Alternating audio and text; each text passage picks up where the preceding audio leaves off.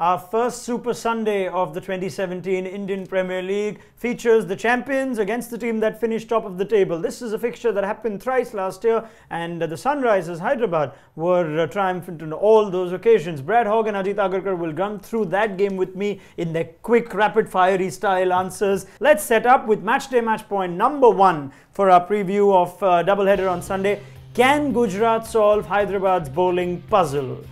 Now, I'll set this up for you. Essentially, in those 3 games that I told you about last season, it was Hyderabad's bowling that was too heavy on Gujarat's batting. In fact, Bhuvneshwar Kumar was man of the match in 2 out of those 3 games that Hyderabad won. Gujarat struggling to score in big numbers, 135 at Rajkot, just the 126 at Hyderabad, and they managed 162, but David Warner played the innings of his life in the qualifier in order to win it for Sunrisers. Right, so let's go to our panel then. Let's start with Ajit Agarkar. We know that Tom Moody said that Mustafizur Rahman is available, and therefore we assume he is going to play. If you put that with Ashish Nehra and Bhuvneshwar Kumar, that pace bowling trio, how does that make things difficult for a batting lineup? Your 45 seconds start now.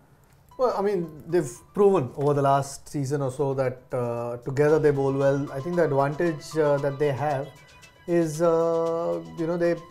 they can bowl well with the new ball, all 3 of them, in the middle of the innings and really well towards the end of the innings, which is such an advantage to have of your 3 frontline seamers. I mean, Mustafizur obviously a freak, Ashish really bowls, Nehra really bowls well early on, has the knack of picking wickets, and Bhuvneshwar Kumar has evolved really well as a T20 bowler. So really handy to have those 3, and they'll need all that experience against a really explosive batting lineup that Gujarat has. Yeah, perfectly timed. Brad Hogg, that's the next question. If you look at overseas batsmen that you clog up the top of the order and make it strong, Gujarat Lions should be second to none. They played all 4 of those in Jason Roy, McCullum, Finch and Dwayne Smith, and you saw that only 3 of them actually got used, with Raina getting runs. So how does it change things when they know they've got a problem against 3 very good bowlers in T20 cricket? How does that matchup come for you? Well, if we look at it, Bhuvneshwar last year was sensational against this batting attack. McCullum, he only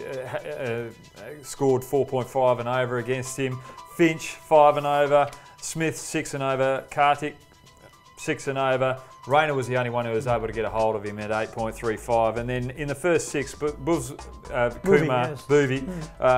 had an economy rate of 5.7 in that power play, and then 8.8 at the end with Mustafizur. To me, they might have to make a big call here and maybe drop McCullum this particular game and bring in Faulkner just to add depth to their bowling as well as their batting. So we could see changes out the top of the order. He hasn't bowled to Roy. Roy hasn't been exposed, so they might go with a new batting order.